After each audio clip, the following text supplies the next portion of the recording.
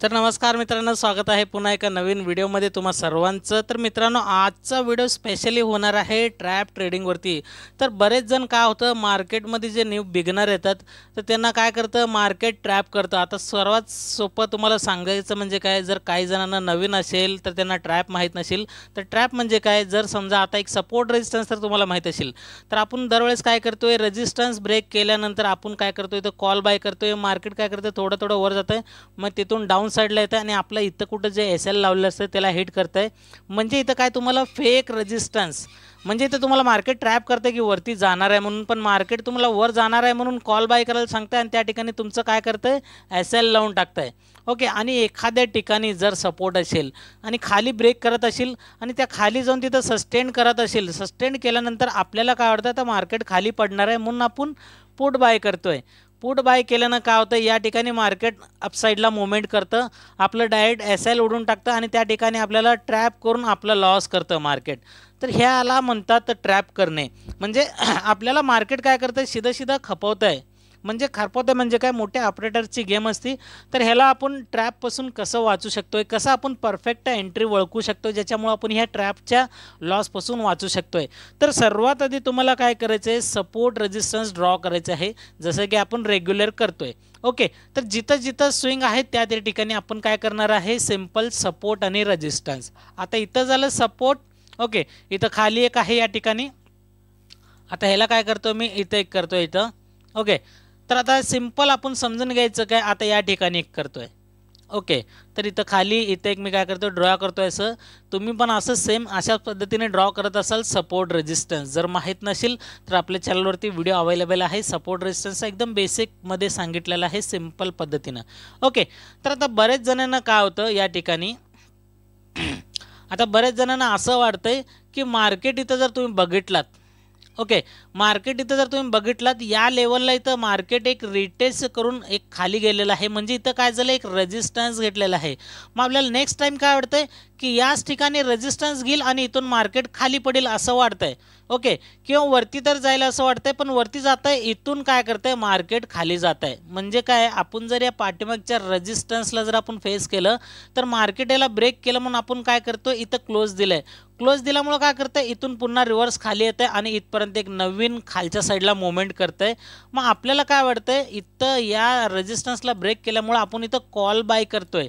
Call bye केल्यामुळं काय होतं, मार्केट इथपर्यंतच जातं आणि त्यानंतरनं दुसऱ्याच कॅन्डलला डाऊन साईडला मार्केट पडतं। मग आपलं या ठिकाणी लावलेलं जे एस एल असतं ते हिट होतंय। मग असं का बरं झालं हे समजून घ्यायचं आपण आता, की मार्केट इथूनच का बरं आलेलं आहे, इथून का बरं फिरलेलं आहे। जर चार्ट आपण थोडंसं झूम केलं तर इथं काय केलेलं आहे, मागे एखादं रेजिस्टन्स आहे, मार्केट तिथपर्यंत गेलं आहे, त्या लेवलला जाऊन तिथून पुन्हा एक रेजिस्टन्सला फेस करून खाली पडलेलं आहे। म्हणजे काय झालं, आता यावेळेस हे जे रेजिस्टन्स आहे ह्याला टोटली मार्केटनं काय केलं, या ठिकाणी फेल करून टाकलेलं आहे, फेल केलेलं आहे या रेजिस्टन्सला। ओके, मग इथं नवीन रेजिस्टन्स बनवलं आहे।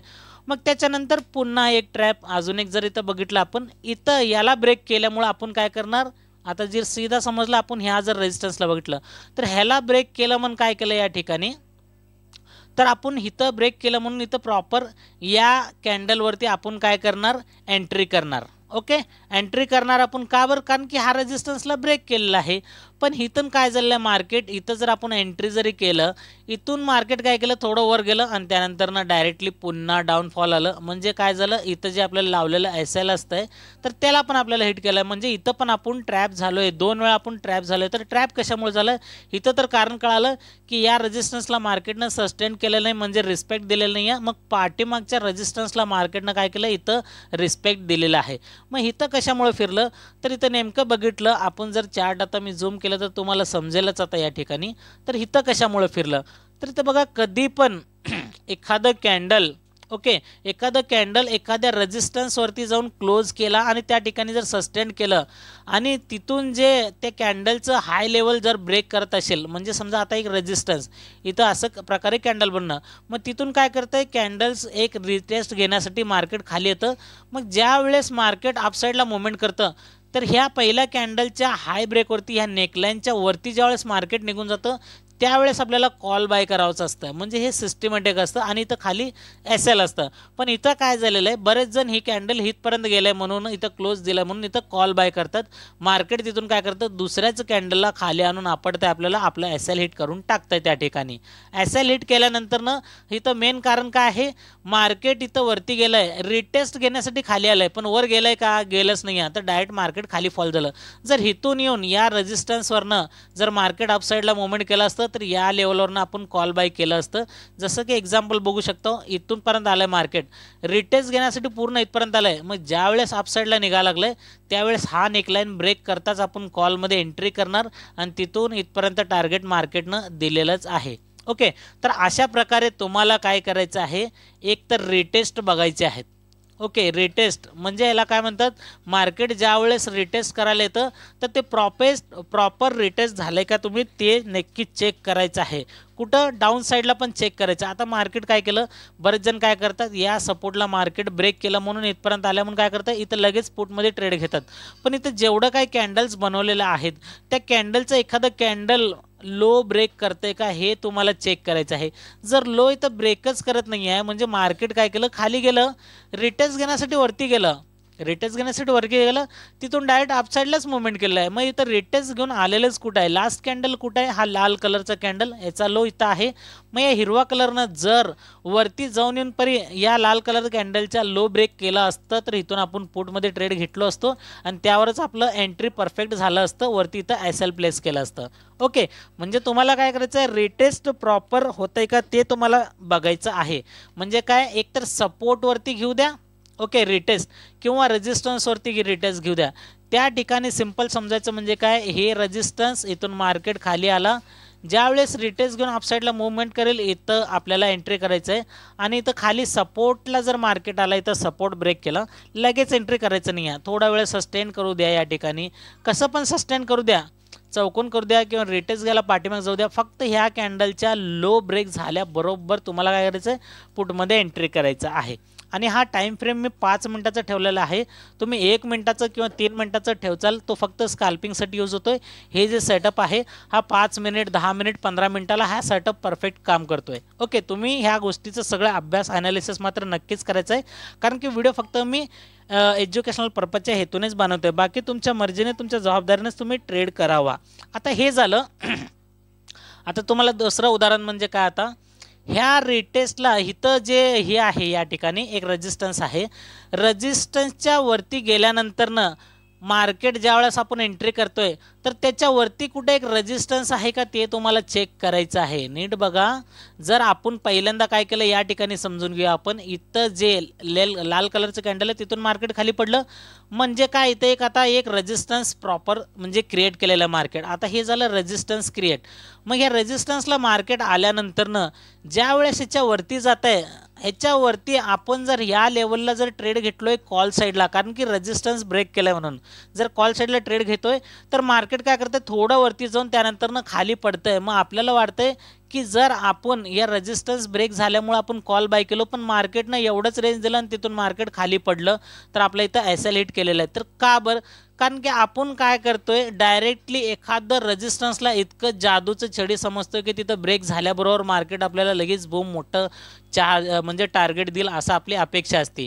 तर त्याच्या अगोदर तुम्हाला काय बघायचं आहे, जर एखादं रेजिस्टन्स ब्रेक झालं आणि आपण इथं जर कॉल बाय करायचा विचार केला असेल तर त्याच्या पाठीमागचा पण डाटा चेक करा की कुठे एखादं रेजिस्टन्स आहे का, की जे रेजिस्टन्स या रेजिस्टन्सपेक्षा पण थोडंसं वरती आहे. आणि जर असं असेल तर प्रॉपर तुम्हाला काय करायचं आहे, होल्ड करायचं आहे या रेजिस्टन्सला ब्रेक करण्याचं. अशा ठिकाणी तुम्ही काय करू शकता, जर 2 रेजिस्टन्स इथं आणि जर इथं 2 रेजिस्टन्स असेल, सीधा तुम्ही या लेवल या एरियाला तुम्ही काय करू शकता, एक रेक्टँगल टूलनं म्हणजे रेक्टँगल बॉक्स करू शकता. ज्या वेळेस ह्या बॉक्सच्या मध्ये येईल मार्केट त्यावेळेस हा एक प्रकारचं रेंज एरिया समजायचं, आणि ज्यावेळेस रेंज वरच्या साईडला किंवा खालच्या साईडला ब्रेक करेल त्यावेळेसच तुम्ही ह्या रेंजच्या बाहेर कॉल किंवा पुटमध्ये ट्रेड घेऊ शकता. ते तुम्हाला परफेक्ट ट्रेड त्या ठिकाणी मिळू शकतंय. ओके, हे तर झालं. आता ड्रॉ करायचं सांगितलोय, सपोर्ट रेजिस्टन्स प्रॉपर ब्रेक सांगितलोय, रिटेस्ट घ्यायचं सांगितलोय, रेजिस्टन्सवरती एखादं रेजिस्टन्स आहे का, सपोर्टच्या खाली एखादं सपोर्ट आहे का ते तुम्हाला सांगितलोय. ओके, आता इथं आपण एक एक्झाम्पल धरूया या ठिकाणी, अजून एखादं इथं बघूया. तर इथं बघा, आता बरेच जण काय करतात या ठिकाणी, आता इथं काय झालेलं आहे इथं बघू शकताय, इथं मार्केटने एक सपोर्ट क्रिएट केलाय. मग बऱ्याच जणांना वाटतंय की या लेवल येऊन मार्केट सपोर्ट घेईल. ओके, तर या लेवलला मार्केट ज्यावेळेस वाटतं की सपोर्ट घेईल आणि सपोर्ट ब्रेक केल्याबरोबर आपण काय करतोय, इथं एंट्री करतोय. एंट्री केल्यानंतर काय करतंय, मार्केट इथपर्यंत येतंय, त्यानंतरनं अप साईडला मुवमेंट करतंय. ओके, नीट लक्ष द्या तुम्ही.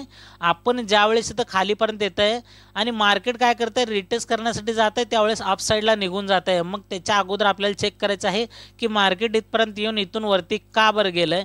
तर त्याचं पाठीमागचं कारण असं आहे की थोडंसं जर चार्ट झूम केला तर आपल्याला समजून येईल. तर इथं बघा, मार्केटमध्ये आपण ह्या सपोर्ट लेवलला आपण ब्रेक केलं म्हणून आपण पुटमध्ये एंट्री घेतलोय. मार्केट काय केलं, इथपर्यंत चाललं, याच्यानंतर ना अप साईडला मुवमेंट केलेलं आहे. तर का बरं, कारण की इथून जर डायरेक्टली आपण एक जर लाईन केलं तर इथं बघू शकता तुम्ही, इथं पाठीमागे एक सपोर्ट आहे. डायरेक्टली ह्याला जर मी हॉरिझॉन्टल लाईन ड्रॉ केलं, आपल्याला काय करायचं आहे, कधी पण ट्रेड घ्यायचं आहे बॅक साईडचा आपल्याला डाटा चेक करायचा आहे. तर मी इकडं बघणार नाही आहे, इकडं बघून डायरेक्टली एक लाईन ड्रॉ करतोय. आता ते बघा, सीधं कुठं येऊन अटॅच झालेलं आहे, तर आपल्या ह्या सपोर्टच्या खाली. जर आपण जर इथं म्हणलोय की मार्केटने ह्या सपोर्टला ब्रेक केल्यावर आपण इथं पुटमध्ये ट्रेड घेतला आणि मार्केट इथपर्यंत आलं आणि इथून डायरेक्ट अप साईडला गेलं, म्हणजे आपला SLG इथं राहिलं तर उडलेलं असतंय. मग त्याच्या अगोदर आपण जर चेक केलं की पाठीमागं कुठं अजून सपोर्ट आहे का, म्हणजे सपोर्टच्या खाली जर सपोर्ट असेल तर ह्याला पण सेम अशाच पद्धतीचं इथं रेक्टँगल बॉक्स करायचं आहे. ज्या वेळेस रेक्टँगल बॉक्स तोडून खाली जाईल मार्केट, तर त्यावेळेस आपल्याला ट्रेडमध्ये एक परफेक्शन दिसून येईल.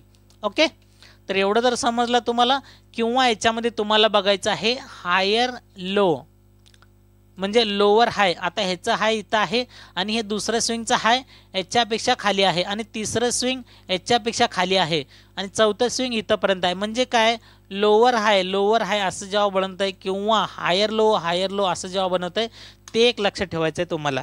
ओके, सपोर्टच्या वरती सपोर्टच्या खाली सपोर्ट चेक करायचं आहे तुम्हाला, एखादं रेजिस्टन्सच्या वरती एखादं रेजिस्टन्स चेक करायचं आहे. हे पण झालं प्रॉपर.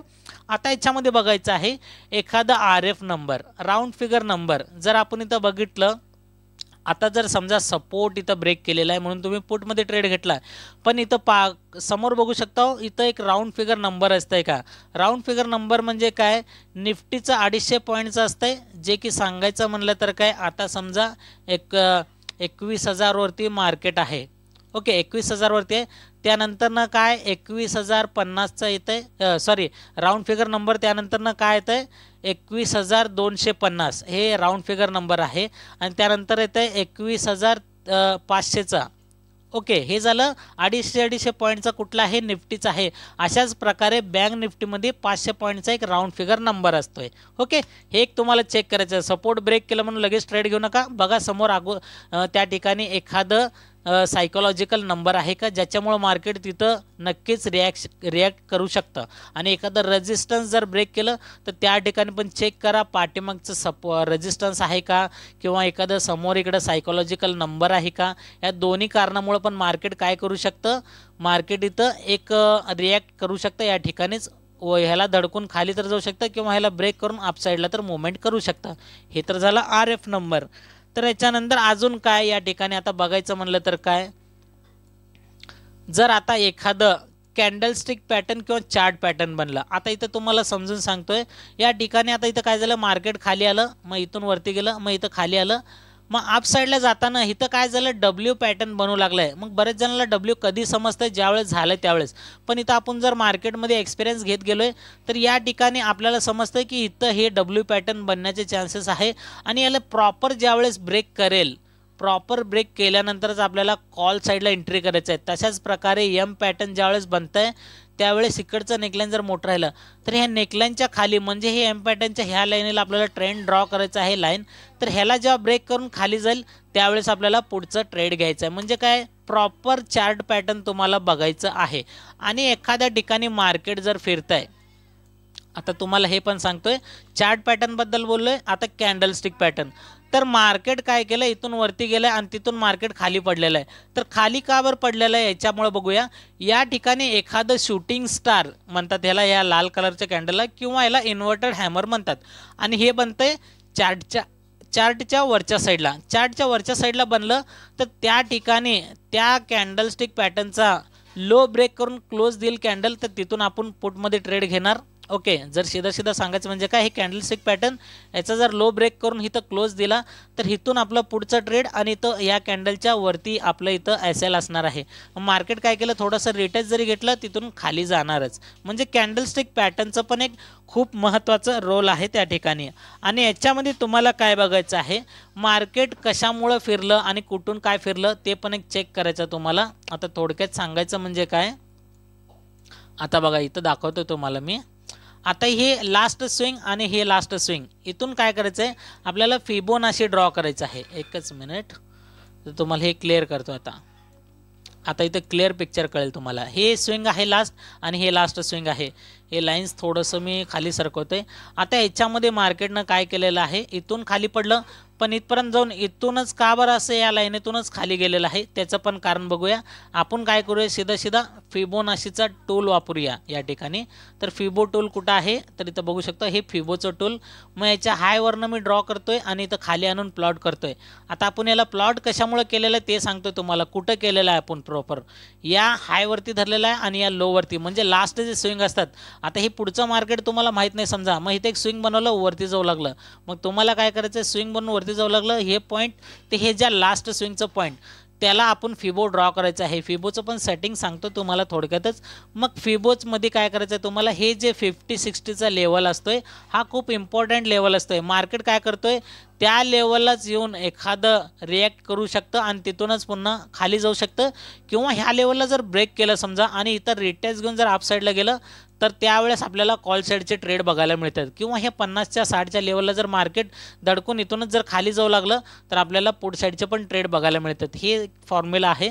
आणि याच्यानंतर शेवटचं, आता आपण मी काय करतोय, फिबोनाचीचं टूलचं तुम्हाला सेटिंग सांगतो या ठिकाणी. सेटिंगमध्ये बघा तुम्हाला काय करायचं, इथं स्टाईलमध्ये सॉरी हे आता हे बघा सेटिंग्स. ओके, तुम्हाला काय करायचं आहे, ट्रेंड लाईन बंद करायचं आहे, एक्सटेंड लाईन बंद करायचं आहे, एक्सटेंड लाईन राईट हे पण बंद करायचं आहे. तुम्हाला फक्त सेटिंगमध्ये काय करायचं आहे, 0 ठेवायचं आहे, 0.61, 0.5 आणि हे 1, म्हणजे हे 100चं लेवल. बाकी सगळ्या गोष्टी बंद करून टाकायच्या आहेत.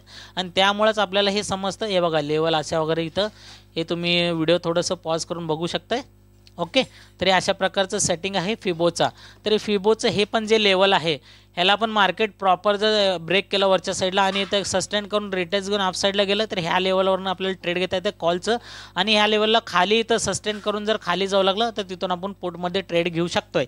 आणि या सगळ्या गोष्टीनंतर तुम्हाला एक चेक करायचं आहे, कधी पण तुम्ही सपोर्ट रेजिस्टन्सला बघितलं, तुम्ही सपोर्टला ब्रेक करला किंवा रेजिस्टन्सला ब्रेक करू लागलाय, त्यानंतर तुम्हाला काय करायचं आहे, व्हॅल्यूम चेक करायचं आहे. व्हॅल्यूम चेक करायचं आहे हे, किंवा एखादं हे आता आपण जे फिबोचं ड्रॉ केलं आहे ह्याला जर इथं ब्रेक करून अपसाईडला गेलं तर त्या ठिकाणी आपल्याला व्हॅल्यूम चेक करायचं आहे. किंवा समोर जे स्ट्राईक प्राईस चालू असतं त्या स्ट्राईक प्राईजवरती जाऊन तुम्ही काय करू शकताय, ऑप्शन चेनमध्ये तुम्ही याचा चेंज इन ओवाय डाटा बघू शकता. चेंज इन ओवाय डाटा तुम्ही तिथं बघू शकताय. आणि त्यानंतर तुम्हाला व्हॅल्यूम एक बघायचं आहे. ह्या दोन गोष्टी जर तुम्ही बघितलात आणि या प्रॉपर गोष्टीचा जर तुम्ही अभ्यास केलात, तुम्हाला ह्या सगळ्या गोष्टी इझी वाढतील. आणि जोपर्यंत तुम्ही शिकत नाही तोपर्यंत मार्केटमध्ये टिकत नाही, आणि जोपर्यंत तुम्ही टिकणार नाही तोपर्यंत तुम्ही काही पण याच्यात पिकवणार नाही. हे तर तितकंच सत्य आहे. आणि या सगळ्या गोष्टीचं शिकण्याचं तुमच्या स्वतःपासून मनापासून तयारी पाहिजे. मी फक्त एक सांगण्याचं काम करतोय, बाकी मी कुठल्याही प्रकारचं तुम्हाला फोर्स करत नाही की तुम्ही या गोष्टी करायलाच पाहिजे म्हणून. तुम्ही स्वतःच्या रिसर्च ॲनालिसिस अभ्यासानंतरच तुम्ही ट्रेडिंगमध्ये इंटरेस्ट घ्यावा तुमच्या स्वतःच्या जबाबदारीने. चला मित्रांनो, भेटूया. आशा करतो तुम्हाला हा व्हिडिओ खूपच इंटरेस्टिंग वाटलेला असेल. आजपासून तुम्ही ट्रॅप ट्रेडिंगला समजून घ्याल, शिकाल, ही एवढीच अपेक्षा करून तुम्हाला मी भेटतो पुढच्या एका नवीन टॉपिकसोबत एका नवीन व्हिडिओमध्ये मित्रांनो. तोपर्यंत good bye and thank you so much.